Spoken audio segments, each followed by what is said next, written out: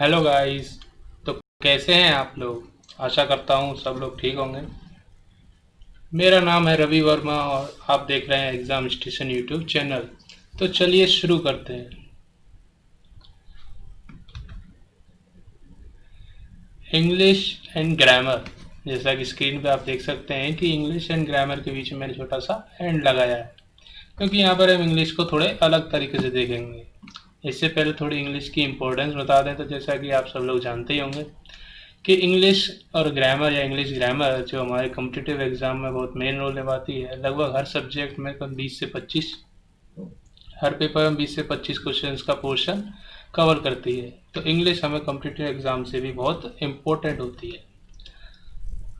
अब इंग्लिश के बारे में देखते हैं। तो इंग्लिश को देखकर हमें सबसे पहले क्या मन में विचार आता है कि इंग्लिश क्या है, इंग्लिश के बारे में क्या हम जान सकते हैं। तो पहला क्वेश्चन होता है व्हाट इज इंग्लिश। तो इंग्लिश क्या है? तो English is a language. English एक भाषा है। हिंदी में कहें तो हम इंग्लिश एक भाषा है। और भाषा क्या होती है? अगला सवाल बनता है what is language. Language is the medium of conveying thoughts and messages. यानी भाषा जो होती है हिंदी में कहें तो विचार व्यक्त करने का माध्यम होती है। हमें कोई भी थॉट या विचार होते हैं हम उसको कैसे व्यक्त कर सकते हैं, अपने आप से दूसरे व्यक्ति को कैसे समझा सकते हैं। What is needed to conveying thoughts in form of language. या लैंग्वेज में अगर हम किसी चीज को या किसी मैसेज को, थॉट्स को अगर हम कन्वे कर रहे हैं या एक से दूसरी तरफ भेज रहे हैं तो हमें किस चीज की जरूरत पड़ेगी। We need words of that specific language. यानी हमें उस भाषा के शब्दों की आवश्यकता पड़ेगी। तो शब्द किससे मिलकर बने होते हैं? Letters of that language. यानी कि शब्द उस भाषा के लेटर्स से बने होते हैं। लेटर्स को हम सिंपल भाषा में सिंबल्स भी कह सकते हैं। और हर भाषा के अलग अलग सिंबल्स होते हैं। जैसे लैटिन भाषा के अपने सिंबल्स होते हैं, हिंदी के अपने अक्षर होते हैं, और सभी भाषाओं के अपने अपने लेटर्स या सिंबल्स होते हैं जिनसे वाक्य और शब्द बनते हैं। English has 26 letter. जैसा कि सब लोग जानते हैं कि इंग्लिश के पास 26 लेटर्स हैं या सिंबल्स हैं, जिसमें से 5 हमारे वोवल्स या स्वर आते हैं और बचे कुछ 21 कॉन्सोनेंट्स कहलाते हैं। इंग्लिश ग्रामर में जो अपना अगला मेन टॉपिक आता है वो आता है सिलेबल। तो सिलेबल क्या होता है? वैसे तो सिलेबल एक फोनेटिक का टॉपिक है, लेकिन यहाँ पर हम इसको बेसिक्स के तौर पर लिए जाएंगे। The portion of a word that can be spoken in one go is called syllable. यानी सिलेबल जो होता है किसी शब्द का उतना भाग होता है, उतना पोर्शन होता है जिसको हम एक बार में बोल सकते हैं। एक बार में बोले जाने वाला पार्ट किसी भी शब्द का सिलेबल कहलाता है। सिलेबल की एक और खूबी होती है या उसका एक साइन होता है कि मस्ट हैव अ वोवल। यानी हर सिलेबल में एक स्वर जरूर होता है। इंग्लिश में हमारे पास 4 तरह के स्वर सिलेबल होते हैं, जिसमें पहला है the word which has only one syllable is called monosyllable. नहीं, पहला जो हमारे पास जो पार्ट आता है वो होता है मोनोसिलेबल, जिसमें हम एक ही बार में उस शब्द को बोल सकते हैं, वो मोनोसिलेबल कहलाते हैं। जैसे cat, girl, boy, red, king. जो अगला शब्द का पार्ट आता है वो आता है disyllable. The word which has 2 syllable and called is called disyllable. Example के तौर पर फॉर्मर, येलो, डॉनकी। जैसा कि आप देख सकते हैं बार बार में इनको 2 बार में जाके बोला जाना है। The word which has 3 syllable is called try syllable. यानी वो शब्द जिनको हमें 3 बार में जाके बोलना पड़ता है। एग्जाम्पल के लिए understand, capital and unkindness. The word which has more than 3 syllable called polysyllable. यानी वो शब्द जिसमें 3 से ज़्यादा बार बोलना पड़ता है तो वो पॉलीसिलेबल कहलाते हैं। 3 से 4 बार या 4 से अधिक बोलना पड़ता है वो पॉलीसिलेबल कहलाते हैं। जैसे एग्जाम्पल तौर पर मिसअंडरस्टैंडिंग। अगले हमारे पास टॉपिक्स आते हैं वो आते हैं जो सिंटैक्स। तो फर्स्ट हमारा होता है सिंटैक्स यानी रचना। And inside it comes syntax and decoration. यानी वाक्यों की और शब्दों की जो रचना और सजावट होती है या क्रम होता है जिनसे इसका कुछ अर्थ निकले और हम उसको अपने थॉट्स को कन्वे कर पाए, वो होता है syntax. Prosody it would have knowledge of versus. Prosody को हम हिंदी में गुण भी कहते हैं। इसमें छंदों का ज्ञान होता है। जो हमारी इंग्लिश में पोइट्रीज होती हैं उनमें राइम बनाने में जो नियम काम आते हैं उनको हम प्रोसोडी कहते हैं। तो अगला एक इंटरेस्टिंग टॉपिक है वो होता है एटोमोलॉजी। एटोमोलॉजी क्या होता है? It is second part of English grammar, यानी इंग्लिश ग्रामर का एक अलग पार्ट है। इसमें हम व्युत्पत्ति देखते हैं, जैसा हिंदी में अर्थ होता है। एटोमोलॉजी का व्युत्पत्ति यह अंग्रेजी व्याकरण के दूसरे भाग को कहा जाता है, जिसमें हम वर्ड की कुछ जांच पड़ताल करते हैं, हिस्ट्री को चेक करते हैं कि वर्ड कहाँ से आया है। वर्ड के डिवीजन को देखते हैं, उसके ग्रुप को देखते हैं, उसकी मेटल को देखते हैं, उसके पुराने को देखते हैं। तो एग्जाम्पल के तौर पे हमने यहाँ पर एक शब्द लिया है बॉयकट, जो आजकल बहुत चल रहा है, बॉयकट, बॉयकट चाइनीज प्रोडक्ट वगैरह। तो बॉयकट के बारे में कुछ यहाँ पे दिया हुआ है कि ये शब्द 1880 में जाके बना था। ये नाउन और वर्ब दोनों तरह से यूज हो सकता है। To combine and refusing to have dealing with and preventing और discouraging other from doing so, यानी किसी भी चीज़ या काम को हम ना करें और दूसरों को भी प्रेरित करें कि उसको ना करें या उसको बहिष्कार करें। जैसे हिंदी में बॉयकॉट का अर्थ होता है बहिष्कार, है किसी काम को ना करना या किसी पदार्थ या वस्तु को यूज ना करना।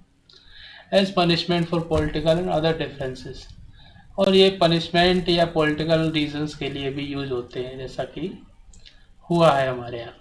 फ्रॉम आयरिश लैंड, जिसकी की हिस्ट्री होती है, इटोमोलॉजी इसका मेन पार्ट है। इटोमोलॉजी क्या होती है, तो बॉयकट की इटोमोलॉजी को देखने के लिए इसकी हिस्ट्री देखते हैं। तो ये from Irish Land League of ostracism of Captain Charles C Boycott 1832-1897, land agent of Lough Mask in county Mayo.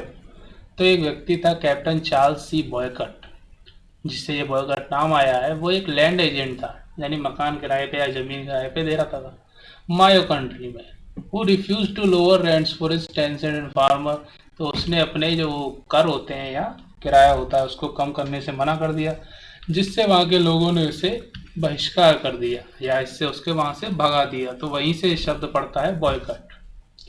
तो अगले हमारे पास टॉपिक्स आते हैं, उनमें होता है ग्रामेटिकल यूनिट या ग्रामर के जो कुछ भी यूनिट्स होते हैं। तो मेन टॉप पे हमारे पास 4 यूनिट निकल के आते हैं, word, phrase, sentence and clause. 4 या 3 ही आते हैं, क्लाउज और फ्रेजेस एक ही होते हैं, शब्द खंड। सबसे पहला लेते हैं वर्ड या वर्ड की क्लास या वर्ड के टाइप, या कितने टाइप के वर्ड होते हैं। All the word in English are seated in 8 parts, यानी कि सारे तरह के जितने भी वर्ड हैं हमारे पास इंग्लिश में, उनको हम 8 पार्टों में डिवाइड कर सकते हैं, जिन्हें हम पार्ट ऑफ स्पीच भी कहते हैं। कि शब्दों के समूह जो वाक्यों को बनाते हैं उनको पार्ट ऑफ स्पीच कहते हैं, और 8 प्रकार के वाक्य भी पार्ट ऑफ स्पीच ही कहे जाते हैं।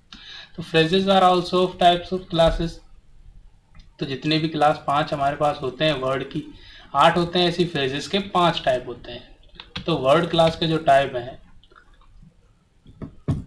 वो है नाउन यानी संज्ञा, प्रोनाउन यानी कि वर्ब, एडवर्ब यानी कि क्रिया विशेषण, एडजेक्टिव विशेषण, प्रीपोजिशन संबंधवाचक वाक्य, कंजक्शन समुच्चयबोधक वाक्य, इंटरजेक्शन,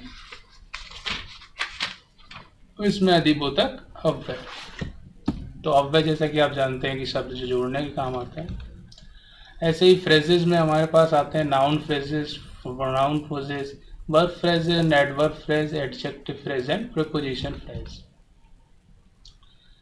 अगला हमारे पास मेन टॉपिक जो ग्रामेटिकल यूनिट है, थर्ड, सेंटेंस।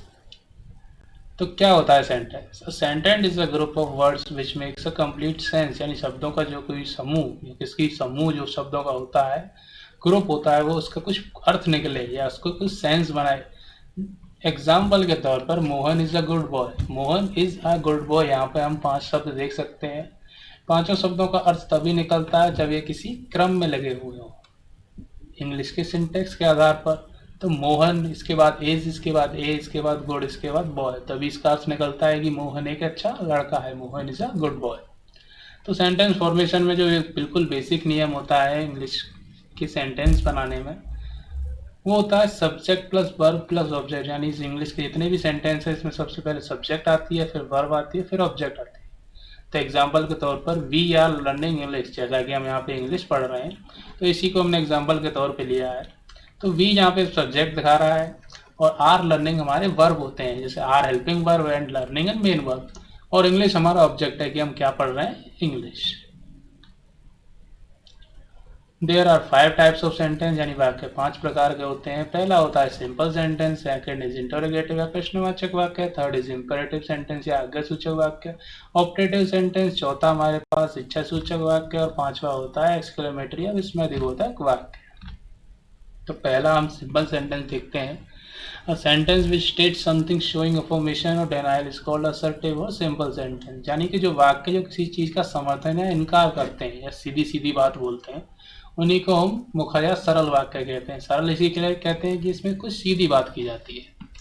एग्जाम्पल के तौर पर he is going to Delhi, यानी कि वो दिल्ली जा रहा है। इसमें एक अफर्मेशन दिखता है, एक समर्थन दिखता है कि वह दिल्ली जा रहा है। सेकेंड इज इंटरोगेटिव सेंटेंस या प्रश्नवाचक वाक्य।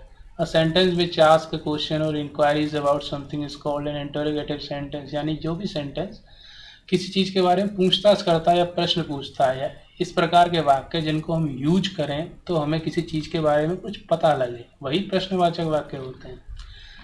एग्जाम्पल के तौर पर व्हाट आर यू डूइंग, जब हम किसी इस वाक्य को किसी के साथ प्रयोग करेंगे तो हमें पता चलेगा व्हाट आर ही डूइंग है, जिसके कि वह क्या कर रहा है।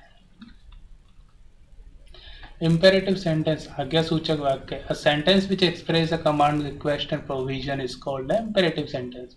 यानी वाक्य जो किसी आदेश, अनुरोध, निषेध को व्यक्त करते हैं उन्हें हम आज्ञा सूचक वाक्य कहते हैं।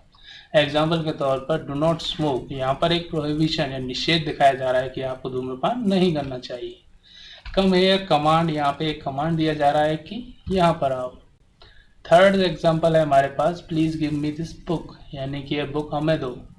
ये हम क्या आप इसे बुक हम मुझे दे सकते हो, तो इसमें हम रिक्वेस्ट कर रहे हैं, तो ये इम्पेरेटिव सेंटेंस में आता है। ऑप्टेटिव सेंटेंस इच्छा सूचक वाक्य। Sentence which shows a wish और a prayer is an optative sentence. जो वाक्य इच्छा या प्रार्थना दिखाते हैं उन्हें इच्छा सूचक वाक्य कहते हैं। जैसे मे यू लिव लॉन्ग, तो यहाँ पे एक विश की जा रही है कि आपकी आयु दीर्घायु हो। मे गॉड ब्लेस यू, तो यहाँ पर एक प्रेयर का भाव दिखाई दे रहा है, तो ये ऑप्टेटिव सेंटेंसेस में आता है। तो लास्ट है हमारे पास एक्सक्लेमेटरी सेंटेंस यानी विस्मयादिबोधक वाक्य। इसको हिंदी में कहते हैं विस्मयादिबोधक वाक्य। A sentence which express a certain feeling of mind is called N exclamatory sentence. यानी जो भी शब्द या वाक्य जो होते हैं हमारे, जो मन की किसी अचानक भावना को व्यक्त करते हैं, अचानक आए भाव को व्यक्त करते हैं, उन्हें विस्मयादिबोधक वाक्य कहा जाता है। यहाँ पे एक हमारे पास साइन होता है, संकेत होता है, जिससे हम विस्मयादिबोधक और एक्सक्लेमेटरी सेंटेंसेस को पहचान सकते हैं, वो होता है एक्सक्लेमेटरी साइन। एग्जाम्पल के तौर पर यहाँ पे देख सकते हैं हम, जैसे एलास राम इज डेड, तो यहाँ पे पहले एग्जाम्पल में हमारे पास शोक व्यक्त होता है, दुख, जिसको इंग्लिश में एलास कहते हैं, और यहाँ पे एक्सक्लेमेटरी साइन भी दिखाई दे रहा है, तो ये इससे हम पहचान सकते हैं कि एक्सक्लेमेटरी सेंटेंस है। Second is hurray we have won the ball match, तो दूसरे में खुशी जाहिर हो रही है कि हमने फुटबॉल का मैच जीत लिया है। What he was killed is cat, क्या, इसमें हम क्या के साथ आश्चर्य को देख सकते हैं कि इस वाक्य में आश्चर्य व्यक्त हो रहा है। तो आज की वीडियो बेसिक्स पर थी। इंग्लिश के बेसिक्स जो भी होते हैं, सेंटेंस, इंग्लिश किससे बनी होती है, इंग्लिश के ग्रामेटिकल यूनिट, इंग्लिश क्या है, जैसे सब। तो आगे हमारी वीडियो आएंगी पार्ट्स ऑफ स्पीच पर, इससे हम आगे चर्चा करेंगे। जो पार्ट्स ऑफ स्पीच हमको आपको बताई थी, noun, pronoun, verb, adjective, preposition, conjunction and interjection.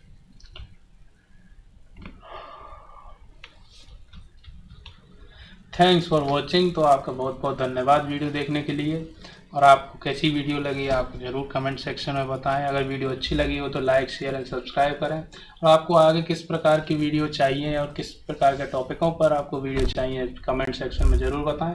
आप सबका बहुत बहुत धन्यवाद। थैंक्स।